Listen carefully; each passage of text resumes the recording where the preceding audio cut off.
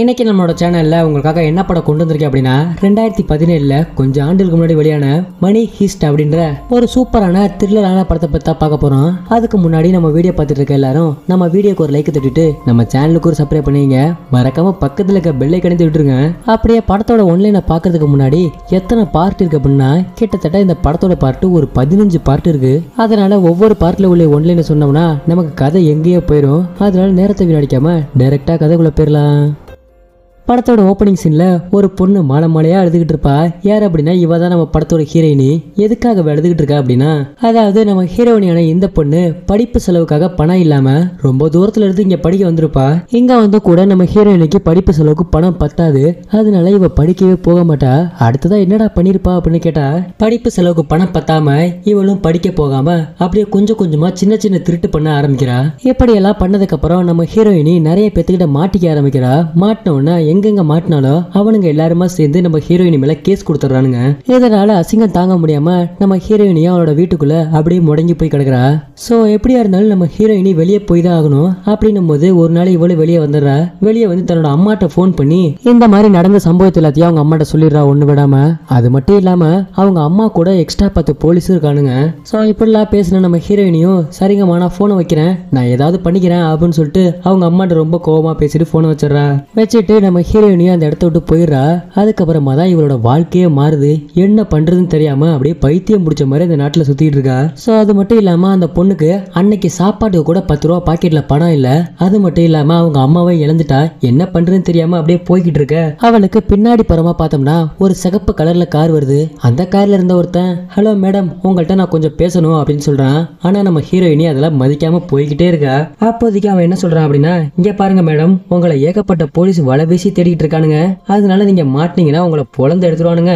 அதனால என் கூட நீங்க வாங்க, உங்களுக்கு உதவியா இருக்கும். நான் உங்களை பாதுகாப்பான இடத்த கூட்டி போயிட்டு நான் உங்களுக்கு தொழில் கத்து தரேன் அப்படின்னு சொல்லிட்டு அந்த பொண்ணை கூப்பிடுறான். இவன் சொல்றதெல்லாம் கேட்ட உடனே திடீர்னு நம்ம ஹீரோயினோட பக்கத்துல வந்து என்ன நீ பாதுகாப்பா பாத்துக்குவியா அப்படின்னு கேக்குறா.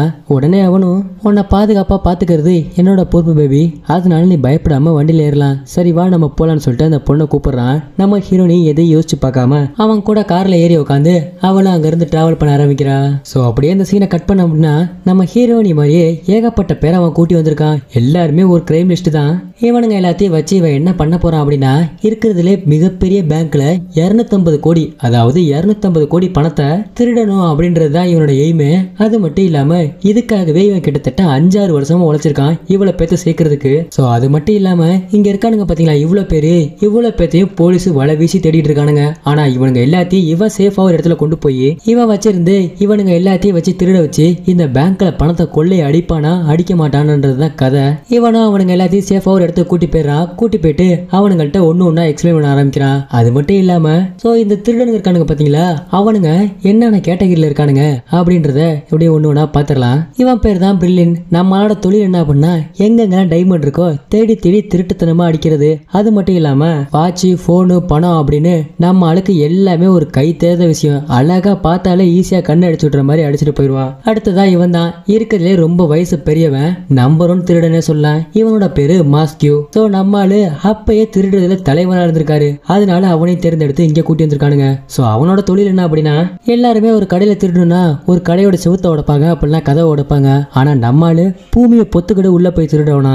அடுத்தது யாருன்னா டென்வீர். யார் அப்படின்னா இப்ப பார்த்தோம் பாத்தீங்களா, இதுக்கு முன்னாடி பார்த்த ஆளோட பையன் தான் இவன். குடும்பமே திருட்டு தொழில் தான் பண்ணிட்டு இருக்கானுங்க. சோ நம்மளோட பெஸ்டான விஷயம் என்ன அப்படின்னா ஃபைட்டிங் தான். நம்மளால ஃபைட்ல யாராலையும் அடிச்சுக்கவும் முடியாது, இது வரைக்கும் அடிச்சுட்டு யாரும் போனது கிடையாது.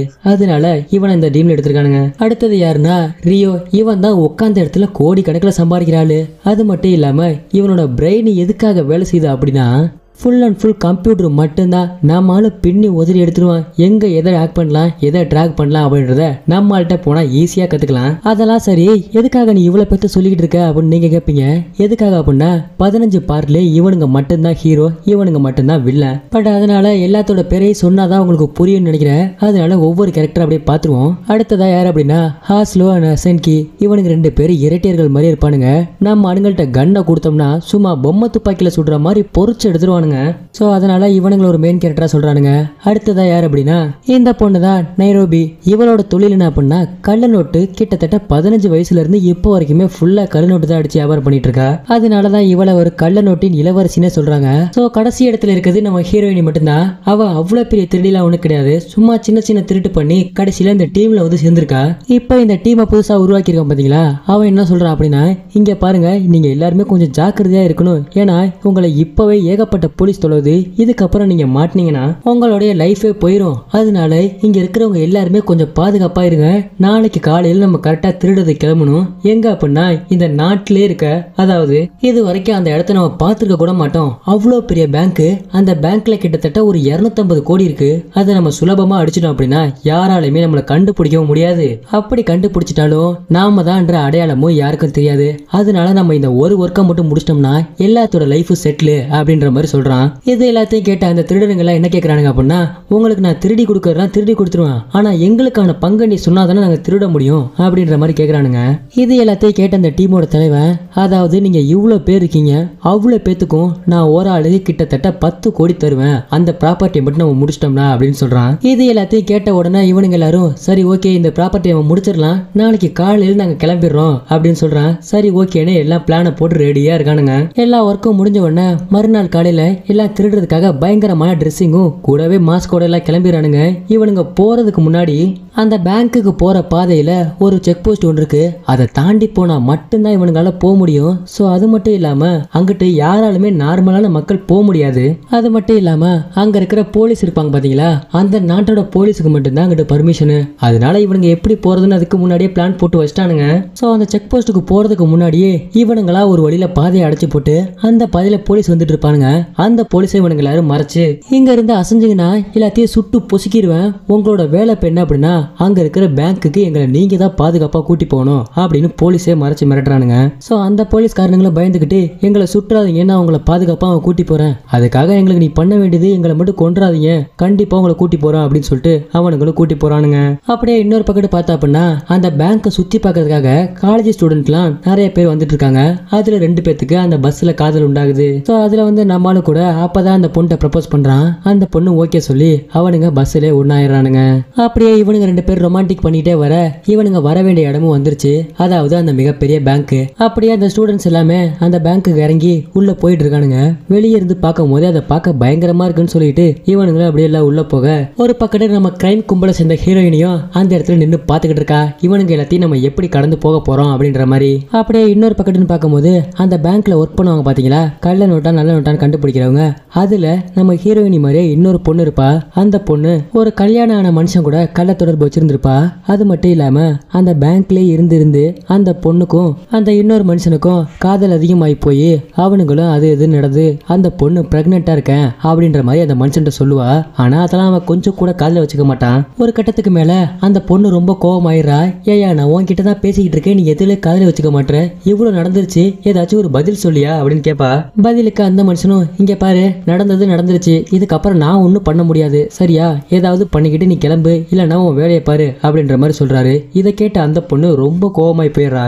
தேவைக்காக வச்சுக்கிட்டு என்னை ஏமாத்திட்டுல, உன்னை என்ன பண்ற பாரியா அப்படின்னு சொல்லிட்டு அந்த பொண்ணு போயிடுறா. இன்னொரு பக்கத்துன்னு பார்க்கும்போது அந்த திருட்டு கும்பல் எல்லாமே பேங்க்குள்ள இறங்கி கன் எடுத்து படப்படன்னு சுட ஆரம்பிச்சிருவானுங்க. இதை பார்த்து அங்க இருக்கிற மக்கள் எல்லாருமே கத்தி கதறி வெளியே ஓட ஆரம்பிப்பாங்க. இதெல்லாம் பார்த்த உடனே இவனுங்க எல்லாருமே சேர்ந்து அங்க இருக்கிற பேங்க்ல ஒர்க் பண்றாங்க பாத்தீங்களா, அவனுங்க எல்லாத்தையும் ஒரு இடத்துல புடிச்சு கும்பிச்சிருவானுங்க.